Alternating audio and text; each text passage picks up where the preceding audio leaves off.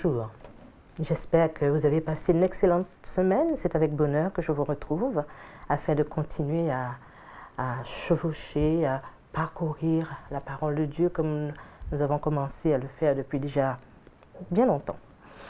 Alors je vous présente les deux pasteurs qui sont avec nous. Nous avons d'abord Erwin Kestner, que vous connaissez, et Jean-Jacques Chaffograc. Bonjour pasteur. Bonjour. C'est avec bonheur que je vous invite à prier peut-être. Erwin, tu veux bien? Seigneur, je t'invite à être présent avec nous, à nous envoyer le Saint-Esprit et à nous aider à bien comprendre et faire comprendre ce que tu veux nous dire. Amen. Amen.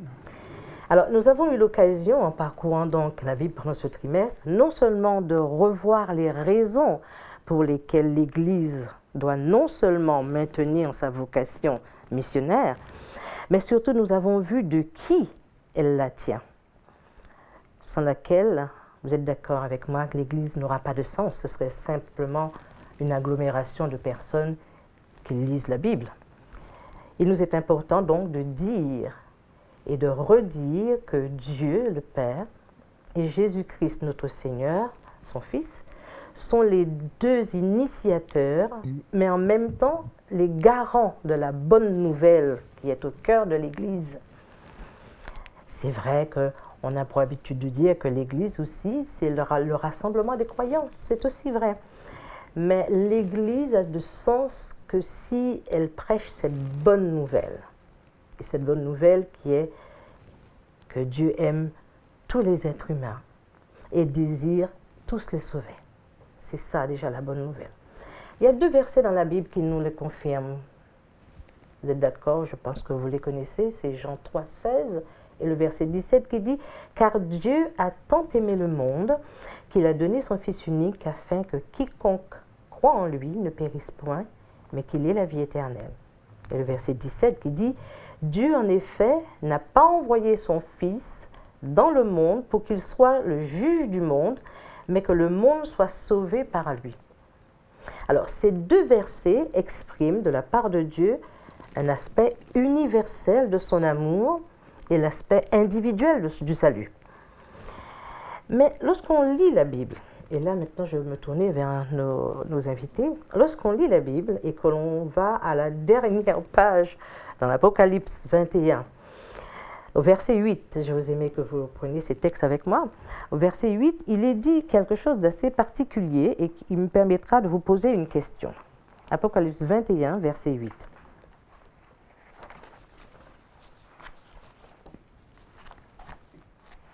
Alors, est-ce que peut-être Jean-Jacques veut lire? Alors, je lirai donc dans le livre de l'Apocalypse, Oui, donc au chapitre 21, verset 8. et de ce chapitre, je lirai le 8e verset, qui dit ce qui suit, « Mais pour les lâches, les infidèles, les êtres abominables, les meurtriers, les prostituées, les sorciers, les idolâtres et tous les menteurs, leur part sera dans les temps brûlants de feu et de soufre, c'est la seconde mort. » Alors, il y a ce verset, il y a en même temps un deuxième que je souhaite que nous mettions en parallèle, qui est l'Apocalypse 22, le verset 15, que j'invite Kevin à lire. Dehors, les chiens, les magiciens, les débauchés, les meurtriers, les idolâtres et quiconque aime et pratique le mensonge. Alors, messieurs, lorsqu'on lit ces deux versets, qu'on les met en parallèle avec Jean 3, 16 et 17, on a l'impression que le salut que Dieu offre, quelque part, aurait des clauses. Qu'est-ce que vous en pensez? C'est vrai qu'on parle d'un Dieu d'amour, d'un Dieu qui aime l'humanité profondément, d'un Dieu qui envoie son Fils mourir pour que nous ayons la vie éternelle. Donc un Dieu qui, par définition, étant amour, veut le salut de tous. Mais il est aussi clair que selon la Bible, le salut, il est conditionnel. D'accord, donc Autrement c'est dit, très important là, Dieu, ce que vous venez de dire. il n'impose pas le salut aux hommes. Ça, c'est impressionnant. On se dit, si on a quelque chose de bon, eh bien, et qu'on désire le donner aux autres, on a peut-être presque envie de le leur imposer. puisque c'est quelque chose de bon, d'agréable, eh bien, on va chercher, voire par la dictature, à imposer l'ordre, la discipline, l'organisation, le travail, qui sont des valeurs et des normes. Et d'ailleurs, on le retrouve dans l'éducation. Quand on veut, par amour pour ses enfants, leur inculquer de bonnes choses, on a presque envie parfois de leur imposer. Et l'éducation, souvent, consiste moins à imposer qu'à apprendre, à aimer, apprendre, à comprendre, à voir des choses, à grandir. Je pense que Dieu, il est un petit peu comme cela. Il ne désire pas imposer la vie éternelle à quiconque. À partir de là, bien que l'offrant à tous, eh bien, seuls ceux qui rentrent dans sa vision divine d'amour pourront se saisir de ce salut. Il y a des conditions. D'ailleurs, si on prend le premier texte que vous avez lu, qui est très connu, il est écrit « Car Dieu a tant aimé le monde qu'il a donné son Fils unique, afin que quiconque croit en lui. » Donc vous voyez que déjà là, il y a la condition et que le salut est accordé à ceux qui croient. Ça veut dire que nous avons deux marches. Sur la première marche, Dieu offre le salut à tous. Et Jésus est mort pour que tous soient sauvés. Donc, le salut aujourd'hui, il est disponible pour chacun. Il n'y a rien qu'il faut encore faire de la part de Dieu pour que ça soit possible. Donc, Dieu a prédestiné, il a voulu que tout le monde soit sauvé. Il a prédestiné dans le sens où sa volonté est que chacun soit sauvé. Maintenant, c'est la deuxième marche où chacun doit choisir afin que quiconque croit en lui. Il y a beaucoup de textes dans la Bible qui séparent les gens en deux catégories. Ce ne sont pas les riches et les pauvres, ce ne sont pas ceux qui ont d'école et ceux qui n'ont pas étudié, mais ce sont ceux qui croient et ceux qui ne croient pas. À un certain moment, Paul dit « Afin que vous avez de l'espérance, non pas comme les autres qui n'ont pas. » Donc, il y a toujours les uns et les autres. Et ce choix appartient à la personne. Ça veut dire, Dieu a tout fait pour moi, le salut, la porte est ouverte, maintenant c'est à moi d'entrer. Mais je vais entrer avec certaines conditions. Je ne peux pas entrer n'importe comment. Il y a une parabole qui dit qu'il faut avoir un certain vêtement pour pouvoir être dedans. Donc, cette idée de conditions et de deux catégories de personnes, elle est présente dans la Bible, c'est très clair. En même temps, ce qui est important pour nous est de faire convaincre, essayer à convaincre les gens d'appartenir à la partie des personnes qui croient, qui se donnent à Jésus, qui l'acceptent. Est-ce comprendre à travers ces versets de Jean 3, 16, 17 que ces deux textes montrent les intentions de Dieu? Tout d'abord, oui. Voilà. Donc, l'intention de Dieu est que tout le monde soit sauvé. On peut l'illustrer. Je prête ta Bible. Si je dis, tiens, je te donne cette Bible. Tant qu'Erwin ne fait pas le mouvement de tendre le bras pour se saisir de cette Bible, bien que je lui offre la Bible, cette Bible restera mienne jusqu'à ce que lui fasse le choix de se saisir de cette Bible que je lui tends. D'accord. Toi, tu exprimes l'intention de la lui donner. Et plus qu'une intention, je fais ce qu'il faut. Je prends la Bible, je la tends et je lui dis, tiens, cette Bible, je te la donne. Et Dieu nous donne le salut. Je ne crois pas que tu me la donnes vraiment. Alors, je ne vais pas me mettre en avant. D'accord. Je pense que tu veux seulement faire une petite blague. Je pense que tes intentions ne sont pas comme il le faut. En clair, tu ne crois pas. Alors, Voilà. donc tu ne te je ne saisis vais pas pas de la tendre Bible. la main. Donc c'est pour ça. Alors Dieu nous donne, encore faut-il que nous puissions croire et nous saisir de ce salut. Tout à fait. Et si pour X raison je ne crois pas, alors la Bible restera dans la main de l'offrant, la vie éternelle restera dans les mains du Père éternel. Voilà. D'ailleurs, nous avons parfois offert des Bibles à l'entrée du métro. On a dit c'est gratuit. C'est gratuit. Il y avait des personnes qui ne croyaient pas. Bon, il y avait des personnes qui n'étaient pas intéressées aussi. Il y avait des personnes qui ont pris ces Bibles-là et ils étaient très étonnés que c'est quelque chose de gratuit. Alors, c'est très intéressant cet exemple-là hein, qui a été pris, ça rend les choses beaucoup plus pratiques. Alors, maintenant, la question que j'ai envie de poser, à qui elle s'adresse, la Bible? Est-ce qu'elle s'adresse, en tout cas le salut, en tout cas le message du salut, l'intention du salut, de sauver, s'adresse à qui? Est-ce que ça s'adresse à certaines cultures, à certaines personnes, dans certains temps, ou bien dans certains siècles? À qui? À la création, lorsque Adam et Ève péchèrent, la Bible nous raconte comment Dieu va prendre un animal, l'offrir en sacrifice. C'est le premier sacrifice qui va un petit peu initier la série de sacrifices, celui d'Abel, Noé, Abraham, tout le service du sanctuaire, type du sacrifice de Jésus-Christ lui-même. Et donc ce premier sacrifice montre la volonté divine de dire à l'homme, je veux te sauver. Et donc de cela, je retiens deux choses. Tout d'abord, lorsque Dieu fait le choix, il met en place le projet, le plan de sauver l'humanité, concrètement par ce premier sacrifice, il y a combien d'êtres humains sur Terre? 2. Donc on voit que Dieu n'est pas intéressé simplement par la quantité. Chaque individu, chaque homme est précieux à ses yeux. Alors qu'il n'y avait que 2 humains sur Terre, il avait déjà fait le premier sacrifice. Et Paul va plus loin en disant qu'avant même la fondation du monde, il avait déjà prévu de sauver l'humanité. Le deuxième élément qui m'interpelle à partir de ce récit de la Genèse, c'est que Adam étant le père de l'humanité tout entière, s'il a fait ce premier sacrifice juste après le péché pour Adam et Ève, cela veut dire que Adam et tous ceux qui descendent d'Adam sont concernés par ce salut. Aussi, ils bénéficient oui, aussi tout à fait, de cette grâce que Dieu veut accorder à l'humanité.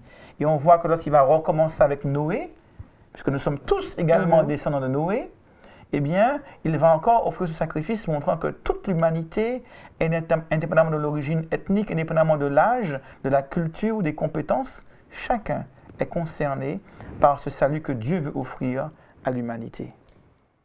Il y a quand même une question en disant cela qui me vient à l'esprit.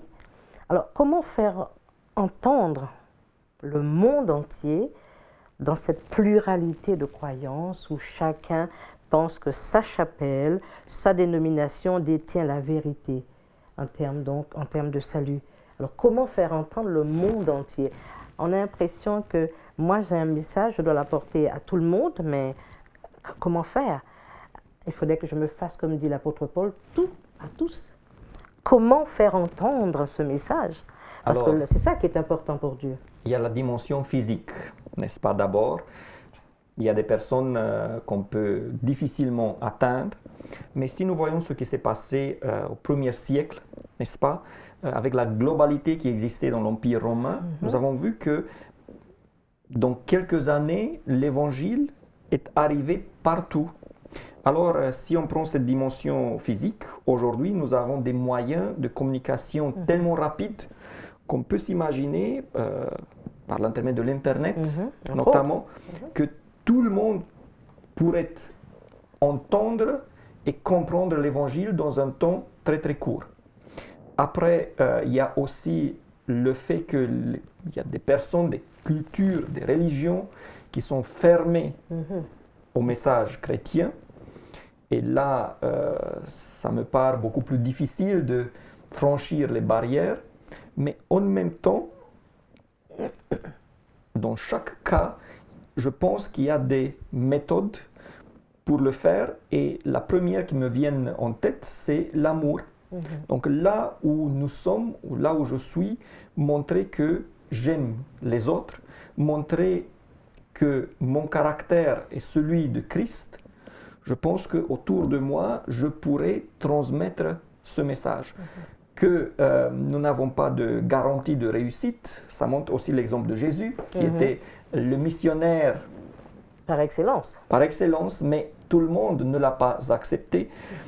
Mais en même temps, le fait de se comporter et être comme lui, c'est la meilleure des choses. Après, il faut, à mon avis, développer des méthodes.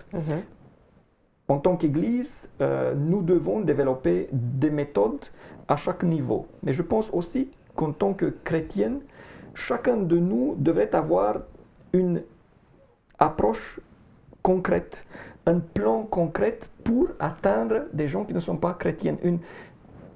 Un plan pour une personne, pour une famille, pour 2 familles.